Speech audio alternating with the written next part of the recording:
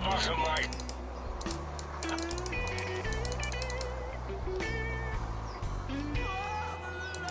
Yes, you can.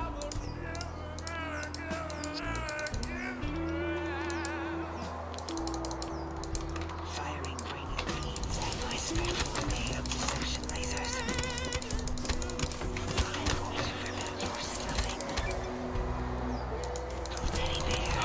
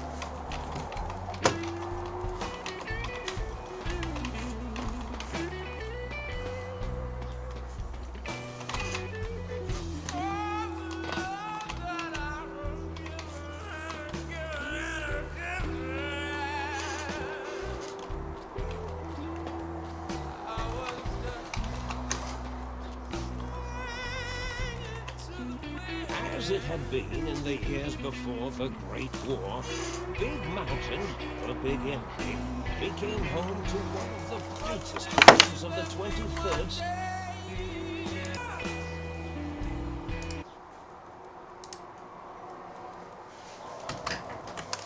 The courier watched over the Big Empty for years to come, caring for it and keeping its discovery safe until they were needed to help others, which had always been Big Mountain's purpose. Past the laboratories and science, it had always been intended as a place to build the future of all mankind. The courier had scoured much of the Big Empty, although secrets still remained in the crater's depths. Perhaps that was for the best, however. Curiosity, while sometimes rewarded for its efforts, often proves to be equally dangerous. The Forbidden Zone continued to be, true to its name, forbidden. No more Robo-Scorpions were sighted in its canyons. Big Mountain became even emptier, devoid of Dr. Mobius's proclamations forecasting the destruction of anything that dared possess sentience. Still, it is said he lived on in the equations inscribed on the floor and walls of the Forbidden Zone dome. A cobweb tracery of symbols that told of 1,000 brilliant thoughts, now lost to time. The sink atop the dome bustled with the voices of a small town, constantly chirping, arguing, and snarling at each other. Still, this all happened productively in the interests of its new owner. The Sync Central Intelligence Unit discovered, despite its inversion code, it was comforted by the sense of community the other personalities gave it. The Biological Research Station, obsessed with seeding everything in sight, requested a transfer to the X-22 Botanical Garden, so that at night, in its own words, sensually fertilized the garden's smooth contours. The garden sent back a polite refusal, saying it had prior commitments with a vault that had helped infect before the war. The bookchute continued to devour all seditious materials until it nearly choked on a paperclip. It adamantly maintained it was a Chinese paperclip, and the whole thing had been an elaborately orchestrated assassination attempt. Whatever the reason, it slowed down for a while, carefully appraising each document and clipboard that came to it.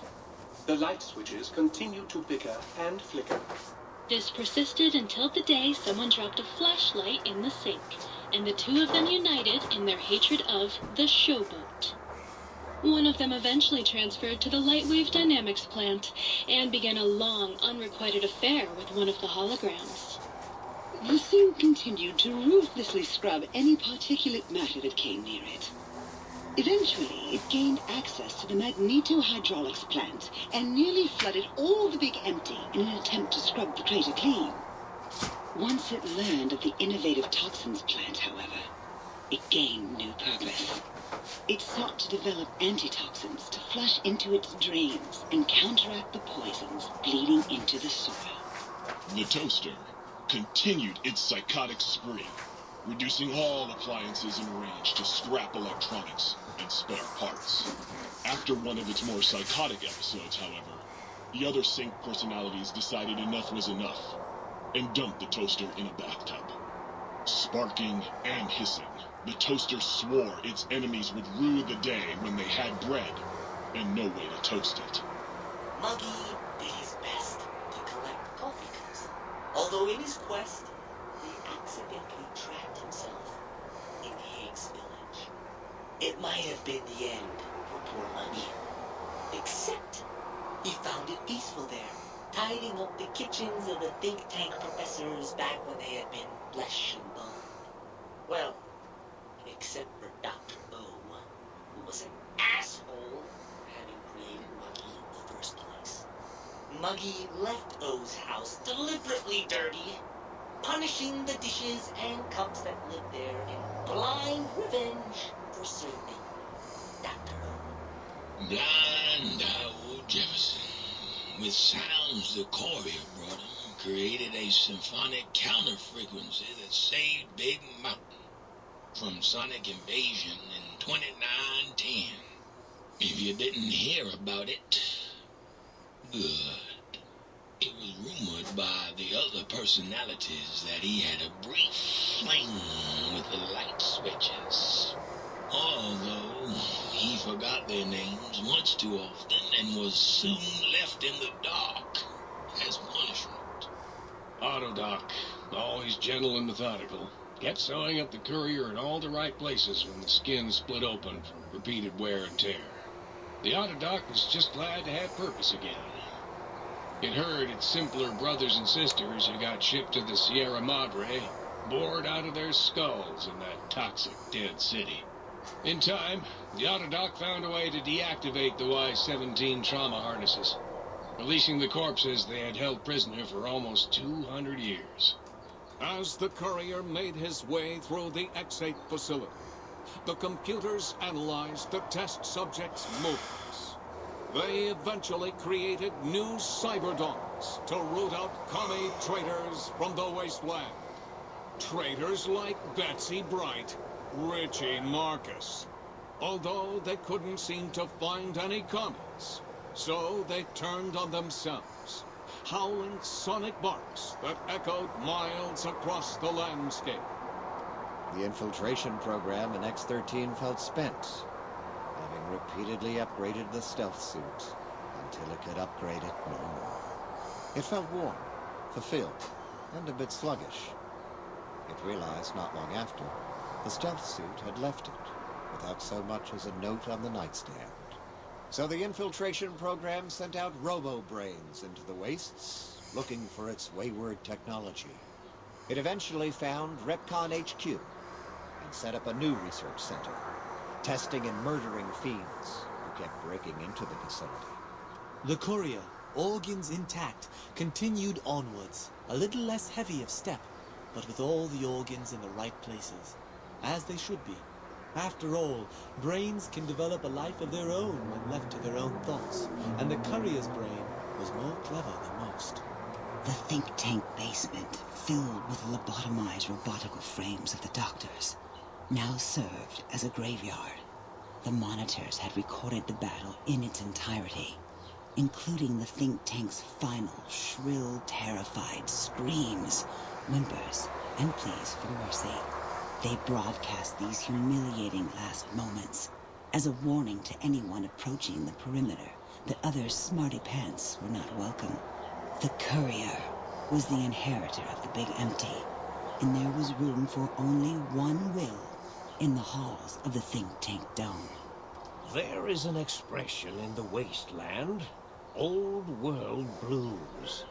It refers to those so obsessed with the past they can't see the present, much less the future, or what it is. They stare into the what was, eyes like pilot lights, guttering and spent, as the realities of their world continue on around them. Science is a long, steady progression into the future. What may seem a sudden event often isn't felt for years, even centuries to come. In the times following the Second Battle of Hoover Dam, however, old world blues took on a new meaning. Where once it was viewed as a form of sadness, nostalgia, it became an expression describing the potential for the future. It can be easy to see science as evil, technology unchecked as the source of all ills, all misfortunes. With the courier at the helm, science became a beacon for the future. There was old world blues, and new world hope. And hope ruled the day at Big Mountain. We could say more, but the stories in the Big Empty speak for themselves. Now armed with the transportal ponder, the courier could return to the dome at any time and crack open the secrets of the Big Empty one by one. The sink sat vigilant, waiting for its master to return, shoes covered in Mojave dust. Only one road yet remained, and it was one the courier had to walk alone.